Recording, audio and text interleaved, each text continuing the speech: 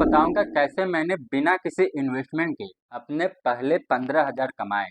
देखो, कहानी उस समय की है जब क्रिकेट का वर्ल्ड कप चल रहा था। उस समय इंस्टाग्राम पर वर्ल्ड कप से जुड़ी सभी रील्स ट्रेंड में होती थी। तो एक दिन ऐसे ही इंस्टाग्राम पर मैं वर्ल्ड कप की रील देख रहा था। तभी मेरे दिमाग में एक सवाल आया कि यार, ये लोग क्यों इतनी मेहनत करके इंस्टाग्राम पर रील्स अपलोड कर रहे हैं। इसका मतलब कुछ न कुछ पैसे तो जरूर कमा रहे होंगे। यूं ही कोई इतना मेहनत और टाइम लगाकर रील्स क्यों अपलोड करेगा। और फिर उसी दिन से मेरे दिमाग में आया, क्यों ना मैं भी ऐसे ही एक क्रिकेट का इंस्टाग्राम पेज बनाकर वह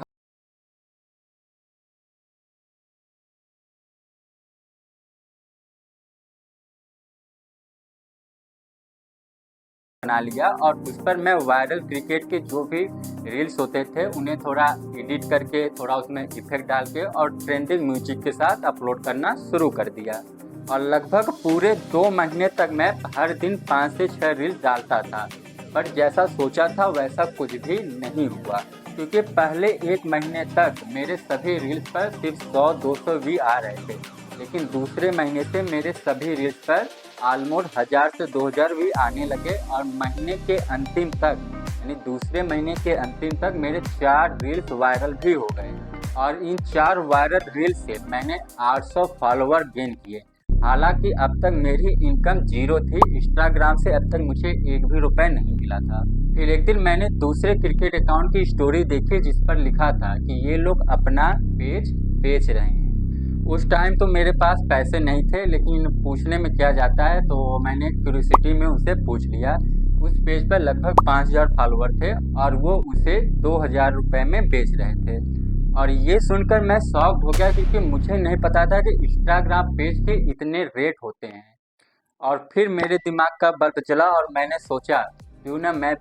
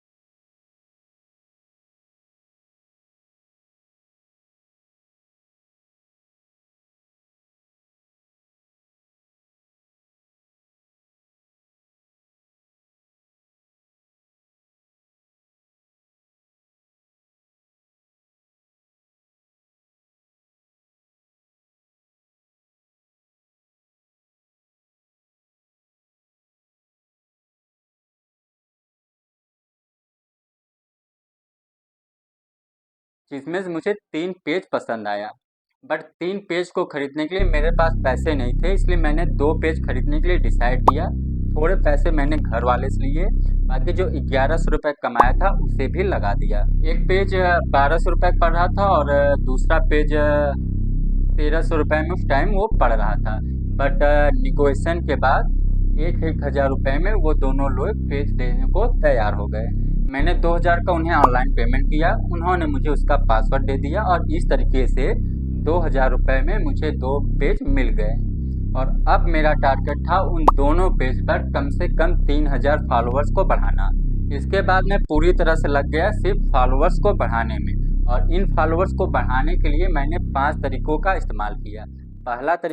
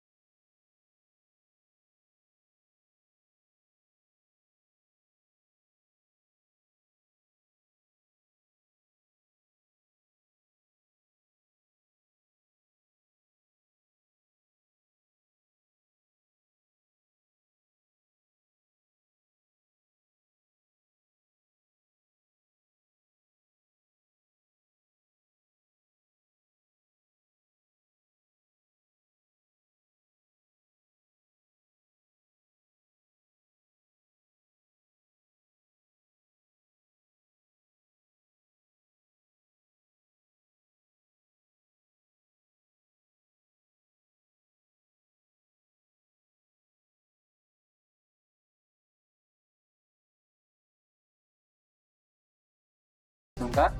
माँ खराब हो जाएगा, मैं माँ अम्मा बहन पे आ जाऊंगा मैं इनकी। बट किसी तरह जैसे तैसे 1 महीने के अंदर फाइनली मैंने 3000 फॉलोअर्स कंप्लीट कर लिए। और अब फाइनली वो दिन आ गया था पेज सेल करने की, और फिर मैंने स्टोरी लगाई, पेज फॉर सेल, अगर कोई इंटरेस्टेड हो तो पेज ये खरीद सकता है। और धीरे धीरे मुझे ऑफर्स और मैसेजेस आने लगे, बट मेरी उम्मीद से बहुत ही ज़्यादा कम प्राइस लोग दे रहे थे, जबकि मेरे दोनों पेज पर रील्स भी वायरल हुए थे और कुछ न कुछ भी कंटिन्यू आ रहे थे। सिर्फ एक बंदा ऐसा था जिसका ऑफर मुझे थोड़ा बहुत अच्छा लग रहा था, क्योंकि वो मेरे पर पेज का 2000 रुपये दे रहा था, पर मुझे अब भी वो कम लग रहे थे क्योंकि मैंने इसके लिए बहुत ज़्यादा मेहनत की थी। फाइनली बहुत देर तक निगोशिएशन करने के बाद उस बंदे ने पर पेज 2200 रुपये देने के लिए तैयार हुआ।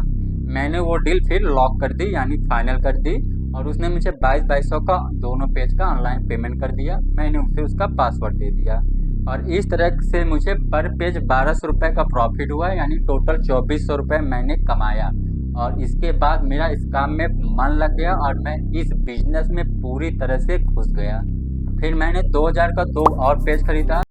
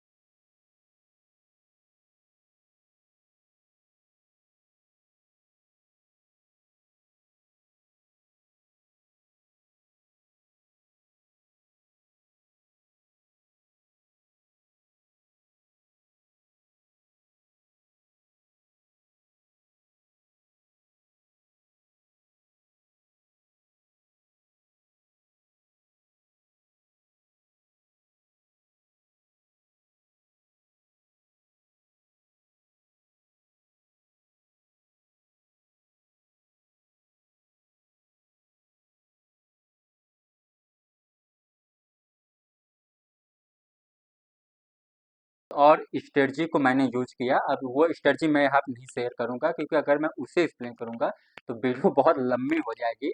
तो आप कमेंट करना, मैं वो